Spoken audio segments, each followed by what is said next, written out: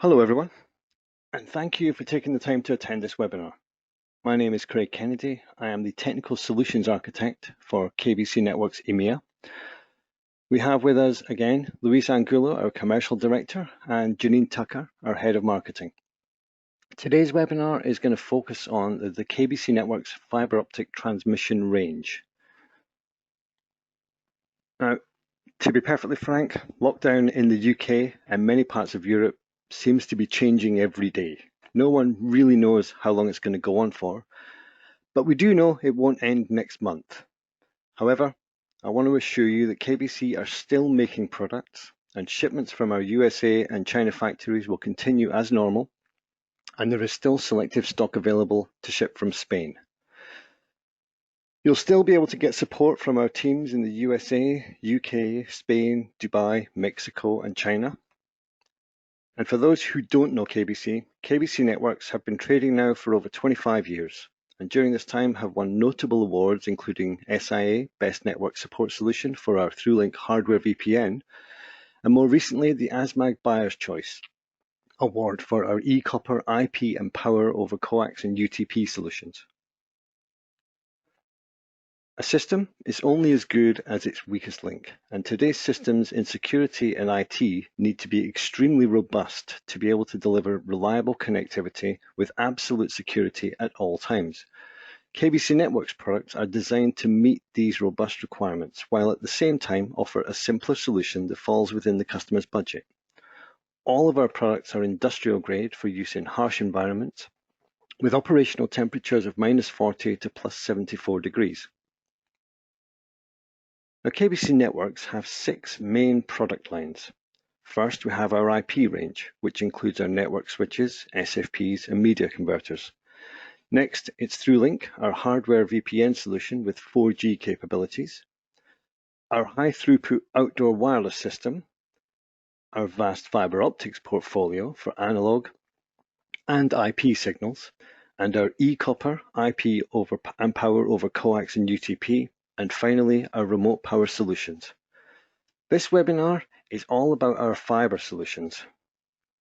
We're going to be able to take questions throughout if you put them in the chat window. If you can't do that, you can send us an email at emea@kbcnetworks.com. So KBC Networks have been creating fiber optic transmission solutions since the very beginning, with standard analog video, data, and contact closure options, as well as custom solutions over fiber optic cable. As technology improved, many analog systems switched over to become IP systems, but surprisingly, there are still many that remain analog. These systems are going to continue to grow and require analog transmission products for many years to come. And although in the last year, several well-known global companies have announced they will not be offering analog fiber products, KBC Networks are still offering the same analog products and will continue to do so. During today's webinar, I'll be giving an overview of what types of signals we can offer and what products we have, and a few examples of use. Before we get into that, I'm just going to give a very basic overview of fiber transmission in general. So, the fiber optic cable can be made up of several hundred strands of fiber, each strand being one optical fiber. The fiber is made up of several layers. The primary layers are the core, the cladding, and the coating. The core, which can be made of silica, fused quartz, plastic, or glass, is the part where the information travels through.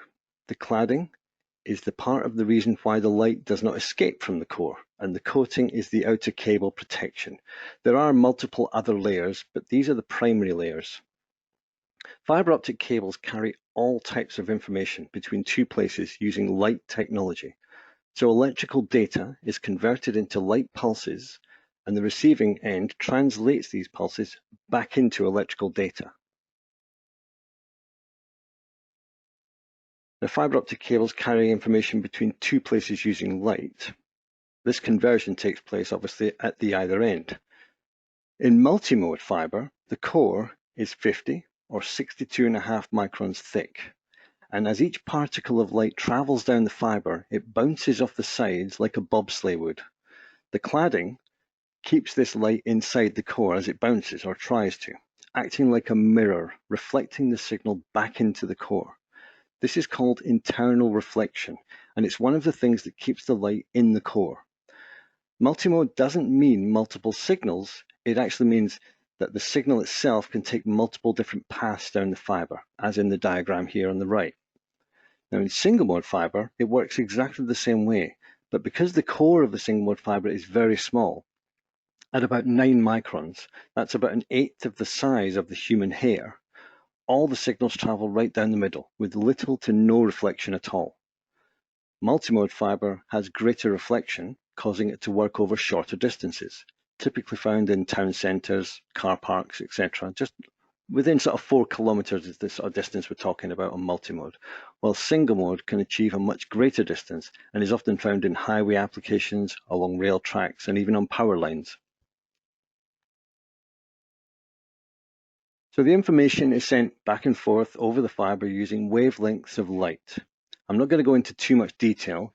Typically, we use 850, 1300, and 1550 wavelengths, and possibly a few others, but consider them all different colors of light. For any of you that have actually seen or been around an installation, you'll see that there's either 1 or 2 fibers generally connecting to these different pieces of equipment. Transmission modes include single fiber simplex transmission, so this is a one-way transmission only. Typically in analog systems that would be a video camera. So here we might be sending from the transmitter to the receiver using the 1300 wavelength, which for the sake of it we're going to say is an orange light. Then we have duplex mode over 2 fibers. This is where the transmitter sends down one fiber and receives down the other fiber. And the receiver does the same, transmitting over one fiber and receiving down the other. In duplex 2-fiber systems, you can use the same wavelength or color of light down both fibers. So for example, in that one, we might use 1300 down both fibers. And then we have duplex again, but this time just over one fiber. So we can transmit and receive using a different color of light. So we'll transmit using 1300 and we'll receive using 1550. So that'll be an orange light and for the sake of it, a green light. And the same in reverse. So the 2 wavelengths will never clash or mix. A general fiber transmission operates this way regardless of how many fibers or wavelengths are used. You can have many different wavelengths travel down the same single fiber.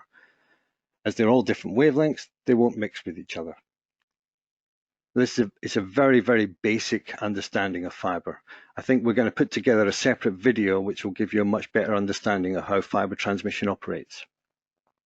So hopefully you'll have a slightly better understanding of fiber and the modes of transmission. So we're going to talk a little bit about loss on the fiber now.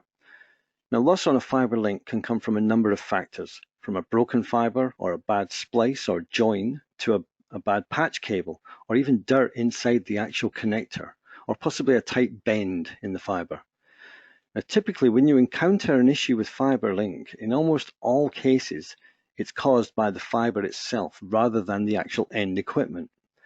All KBC product specification sheets have a distance specification which is based on the fiber budget.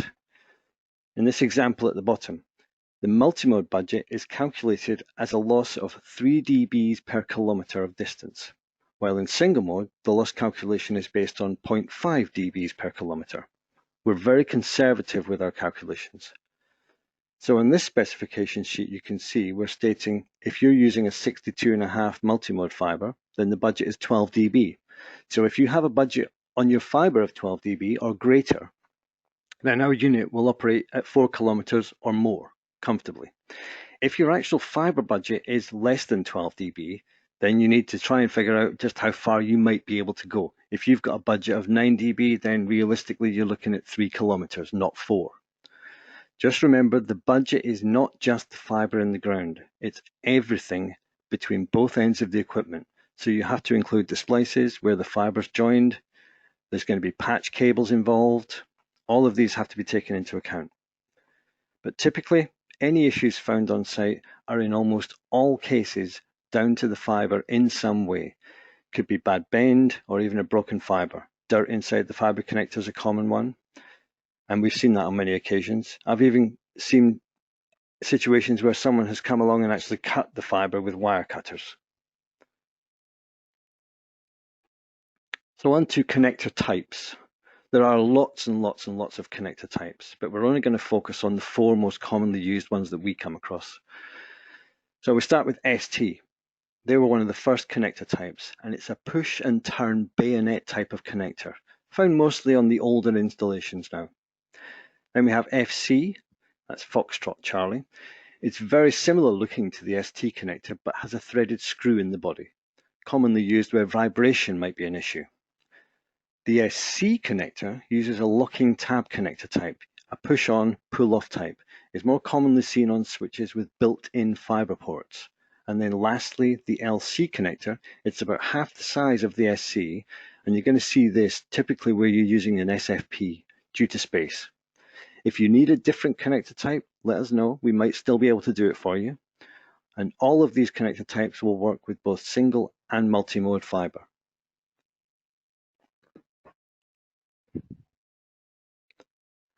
KBC's analog over fiber options include CCTV video, standard BNC connector type, data, which can be access control, industrial, SCADA systems, or any other system that needs to use RS-232, 422, and 485 protocols. Audio, typically used for PA and audio entry systems, telephone, to extend PBS, emergency links, etc. And then contact closures, simplex and duplex, and of course, Ethernet, 10100 and gigabit Ethernet. This is just a few of the types of systems these protocols can work with, and there are many others I haven't mentioned, but basically anything that's considered analog, we can generally transmit over fiber without too much difficulty. Now, the actual fiber transmission line is split into 2 main areas. It's actually 3, but we're going to stick with 2. We have the digital standard range, which offers video, data, contact closure, Ethernet, and audio solutions, including multiples of these, video with data and contact closures, etc. The video is uncompressed, digitally encoded video that offers the greatest quality up to the maximum optical budget, and high-density chassis configurations with up to 56 videos in one 3U chassis. The range operates over 1 or 2 multimode or single-mode fibers and is perfect for use in harsh environments, with a wide operating temperature of -40 to +74 degrees across the whole range. The ASFOM, our application-specific fiber optic modem, is a fully customizable solution where you tell us what signals you need, how many you need, and how many fibers you want to use, and what type of fiber. It allows you to save space by housing multiple signals in a single unit. It can be a desktop unit or a 19-inch rack mount unit, but we can combine video, audio, data, contact closure, telephone, Ethernet, and USB into a single unit with multiple channels of each of these protocols and have it all send just down one fiber, multimode or single mode. So you might, for example, have a need for 4 videos, 6 multi-protocol data, 2 contact closures, 4 telephones, 2 Ethernets, down a single fiber. So we'd be able to build this for you where you might normally have to use 4 or maybe more products and fibers to go with. The ASFOM is able to offer up to 128 real-time videos as well as multiple other signals down just a single fiber. Like the standard digital, it also operates in harsh environmental conditions. So why use KBC Networks? Well, like all KBC products, they're fully ruggedized industrial-grade units that have a proven track record for use in harsh environments, from the extreme cold weather in Russia to the extreme heat in Saudi Arabia. Many of our analog products are still in use today in systems all over the world, some of which were installed over 10 years ago. With 8 or 10-bit digitally encoded video, you know you will get perfect video throughout the entire optical budget.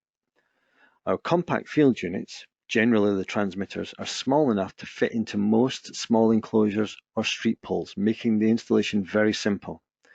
We supply all units with a relevant power supply, unless it's a rack unit, and our rack can hold up to 14 receiver cards, and with some of our video products, that means a single 19-inch rack can receive up to 56 video signals. All of our products use the same dip switch configurations and data pinout connections. So if you need RS-485 data on one product and you're faced with a completely different KBC product, the switch combination and the pinouts for RS485 will be exactly the same. This makes support and installation far easier. Our units also have built-in switchable termination and of course status indicator LEDs to let you know what's going on at a glance. So onto a few examples of the products themselves. I can't go over all the products because we have too many, so I've just chosen a few specific ones. Here we have the FDVA series, which is our basic video-only product, available as a compact unit and a chassis card. This range offers a 1, 2, and 4 channel receiver, the 4 channel allowing you to have 56 receiving videos in a single R3 chassis. The compact and wall mount units feature a broad power input, so have 12 to 24 volts AC or DC input, as do all the fiber products in this video. And the LEDs are more useful than your typical analog solutions. They'll show you link continuity. Is there an active link between the transmitter receiver, and also is video present on the actual unit? And this one is our FDVA1 DB1 product, which is a standard video and multi-protocol data transmitter and receiver. Like the standard video, it offers both 8 and 10-bit digitally encoded video, but also offers a full duplex channel for RS232, 422, and 485, both 2 and 4 wire options. The data, built-in termination, and line biasing are all selectable from a simple-to-use switch on the front of the transmitter and receiver units. This unit is available in compact or R3 chassis format, and there's a dual channel receiver card allowing you to have up to 28 receivers in a single rack. Again, multi-mode and single mode fibers with the LED status indicators. And now we have a combination of video and duplex multi-protocol data and duplex contact closure. The same specifications as the other products, the same switch configuration, the same terminal points. The difference is we're now using video data, bidirectional data, and contact closures. For those of you that are technical, it's a dry contact closure, normally open.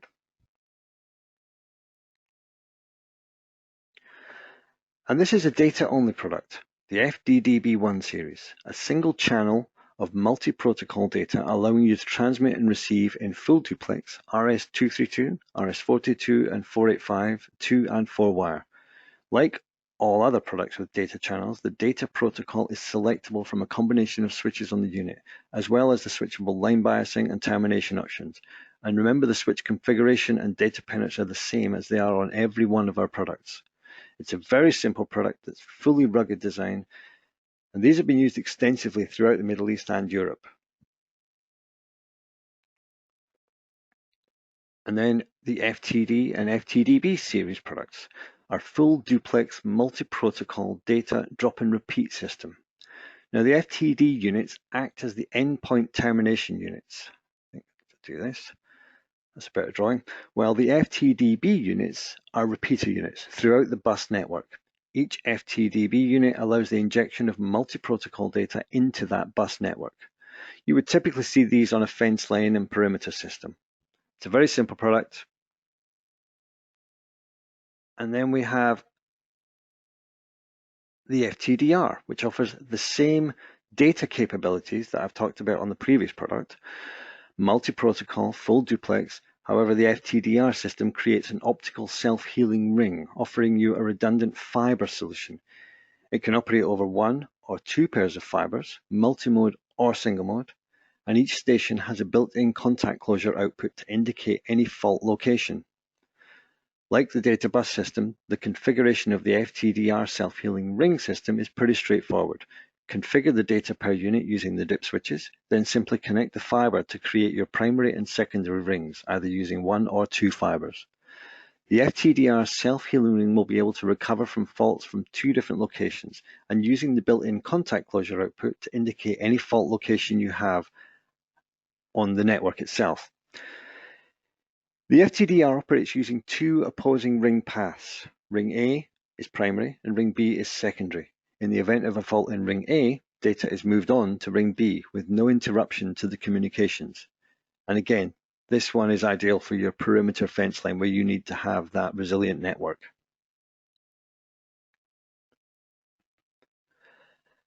Okay, onto our chassis. The Fr3 chassis is a 19-inch 3U high powered rack. The standard Fr3 comes with an integral PSU and leaves 14 slots free for use. If you opt for the Fr3 with dual power supplies, then you have 12 slots available. All Fr3 units come with blanking plates for all slots, and the front of the Fr3 displays all of the relevant status LEDs for all the cards connected. It's kind of a simple product, to be fair. One of KBC's more interesting systems is the tallest building in the world, the Burj Khalifa in Dubai. Standing at 828 meters in height, the building has over 1,000 Bosch cameras installed. The entire network of cameras are operating over KBC Networks' fiber transmission system. Unlike a typical system, this system was designed to offer an extra level of protection against the loss of video from an entire floor. So you can see here in the illustration, on each floor, cameras were split between the floors above and the floors below. So if a chassis on one floor failed, you still had half or more of the cameras on that floor operational because they were connected to a different chassis. KBC also built custom 3U chassis that could be mounted to a wall. This was to accommodate the lack of available space on the higher up floors. A very simple design that gave them the reassurance that at no point they would lose all the video from any one floor. Now, this system is still in operation even today and has now been installed and working for a significant period of time, well over 10 years, which is a testament as to how reliable the KBC products really are. So to summarize, on the digital standard range, we can support video, audio, multi-protocol data, including RS-232, 422, and 485, both 2 and 4 wire, telephone, TTL, CAN bus systems. We can provide a drop and repeat data bus system and a data self-healing ring solution, perfect for fence line and perimeter systems. Support for 1 or 2 multi-mode or single mode fibers. All products also offer at-a-glance status LEDs, and they're available in compact, desktop, DIN rail, chassis mount, with up to 14 available slots in the chassis. You can access our website and view case studies and references. And that's that section. So on to our ASFOM, our application-specific fiber optic modem. Basically, this system can offer the same signals that we have on our standard digital and a few additional signals, but we can custom build the transmission link over just one fiber based entirely on your requirements. It's a modular system. It can support all of the signals you can see here. It works like this. You tell us what signals you need and how many of each of those signals you need, how many fibers you have, and what type of fiber you have. For example, you might have 6 videos, 4 fixed RS-485 data channels, 6 duplex contact closures, 1 Ethernet, and 2 audio channels. Now, ordinarily, you might be looking at using 3 or possibly 4 different product links to achieve all of these signals, which in turn means looking at using between 4 and 8 fibers as well. What we do is we take your requirement, we build the module for you with all of those signals, and we can do the whole thing over 1 or 2 fibers. You just need to tell us what you need. And depending on the number of signals you need, you can go for the desktop module, which looks like this one on the right, or you can have a single height or a double height one. We also do, of course, a 3U module as well. After this, we start looking at 1U and 2U high rack units using the same modules. You can see here that I've marked slots 3 and 6 in a dark grey color. These two particularly cannot hold dual video, purely because of physical space, and that applies across the range. It's also available as a 4U rack mount option using a 1 or a 2 card slot. Think of these as being the exact same as desktop, but in a rack format. The same rules applying to the last module placed on the card. No dual video on modules 3 or 6.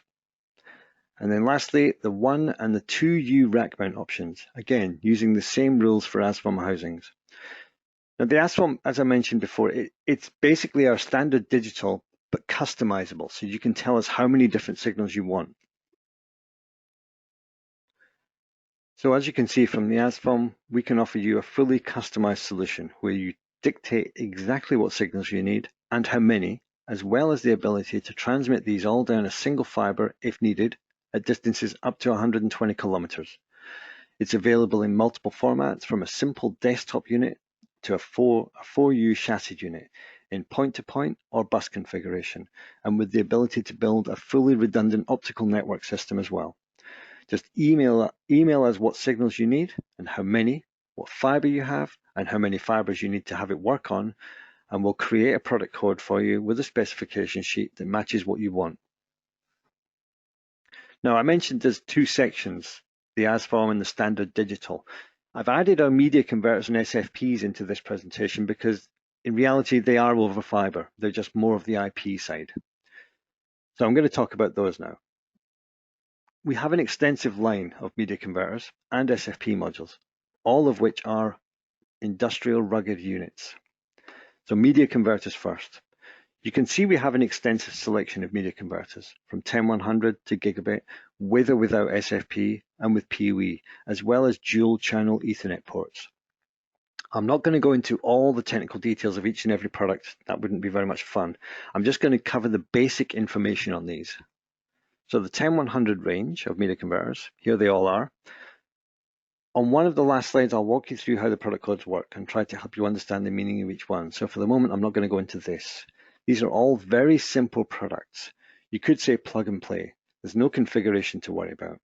The 10100 range of media converters offer one or two single or multi-mode options.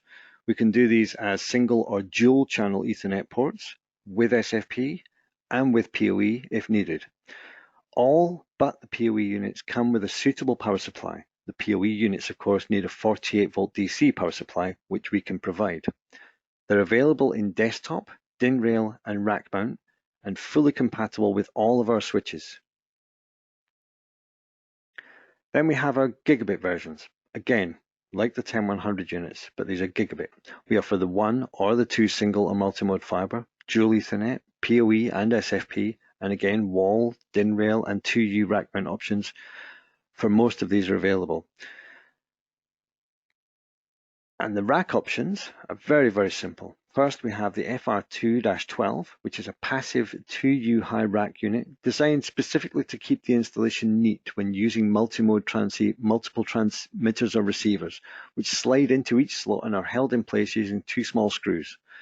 And then we have the Fr2-16, which is also 2U high, but is a fully powered rack. It has a built-in power supply and 16 available slots. It's also available with a dual redundant power supply option, which reduces the number of usable slots to 15. So in summary, our standard media converters, they have a budget of 12 dB and can work at distances up to 2 kilometers using multi-mode or 20 kilometers using single mode fiber. And that's one or two fibers. The distances themselves can be increased if you go down the route of using the SFP modules, of course. All non-PoE models come with a 12 volt DC power supply. For the PoE models, you will need to purchase a separate 48 volt DC power supply, which we can help you with, and all models have LED status indicators. The SFP models of the media converter require that you specify the SFP you need. We can help you with that, we just need to know what you know. But you need to know the distance, type, and number of fibers. Regarding SFPs, we have a long list of SFPs available. So again, like the media converters, I'm just going to summarize instead of detailing each one. They're available in 10100, gigabit, and 10 gig. We also have RJ45 connected versions. Distances are from a few hundred meters up to 80 kilometers, and then we can do special SFPs that can go up to 160 kilometers if you need them. We can offer the SFPs using LC and SC connectors over one or two single or multi-mode fibers, and we also have the RJ45 option. Now by default, the connector type will be LC, so unless you specify otherwise, and the wavelengths shown here are the ones typically used, we're going to give you an LC one. Occasionally we're asked for more specific wavelengths, which we can do on the SFPs. You just need to give us that information. The distances shown here are just a guide. Remember, with splicing, fiber patch cables, you're going to incur some loss, so just remember that. And if possible, select an SFP with a distance that's way beyond what you actually need. If you think you're going 19 kilometers, buy a 40 kilometer unit. It's worth knowing also, if you're using an industrial switch or an industrial media converter, the chances are you're going to be installing this product into a non-conditioned environment. Using a standard non-industrial SFP is likely going to cause issues at some stage, so always try and use a robust SFP. All of our SFPs are temperature hardened and robust. I've got a couple of small examples here for you. A remote site with a PoE media converter powering a PoE camera connected to a single or multi-mode fiber to the link receiver, and then electrical into the control room. This is a very typical example of media converter use, and if you have a large number of remote sites, you would likely use the Fr3 16 rack instead at the standalone unit. Then we have multiple remote sites, each one with a PoE media converter coming back over fiber onto our SFP switches. In this instance, you simply select the suitable SFP for both ends of the link. And again, we can help you with that if you're not sure. It's just another typical example of use. And in this one, we're using dual Ethernet port transmitter this time. So we have two cameras connected to that, linking it straight back to a single channel receiver, and again, electrically into the actual network itself. And the multiple sites again, dual Ethernets into a small switch this time, so no media converter at the receiver side, making it a lot easier, and then electrically into the network. You could essentially remove that switch entirely if you want and go straight into the ESM28 switch. So KBC Networks are able to offer you almost any analog signal over fiber with single and multi-mode options. All products are rugged temperature hardened with a proven track record for harsh environments. Support for point-to-point, drop and repeat, and bus systems with RS-232, 422, and 485 data supported. And we have the ability with our ASFOM to offer you a custom solution that meets the exact requirements. KBC have no plans to discontinue this range and will continue to offer these products. We also have an extensive range of rugged media converters supporting 10100 and gigabit with PoE and SFP options. And we have also rugged SFPs available from 10100 up to 10 gig with distances up to 160 kilometers, all ruggedized. So if you have an analog system that is using an obsolete product range, but you cannot yet upgrade it to IP, contact us and we can offer direct replacements if you supply us with the current model in use. And again, case studies and references can be found on the website, or you can email us. KBC Networks is known for its product quality and even more for providing fast and detailed support. Our team will always assist you with product selection guidance, system design, and product support. We have specific warranties for each product family. Detailed terms and conditions is available on our website, but basically, switches and fiber products have a 5-year warranty, but obviously we know these are working way beyond that warranty period. And for e-copper media converters, it's 3 years and 2 years for our ThruLink and wireless and power products. If you have any questions or inquiries, you can post them in here now, or you can email us at EMEA@kbcnetworks.com and we'll return to you with any answers that you need. Thank you for attending this webinar. I hope I didn't brush through too quickly, and I hope you found it informative. Contact us anytime you want. In the meantime, I'll see if there's any questions.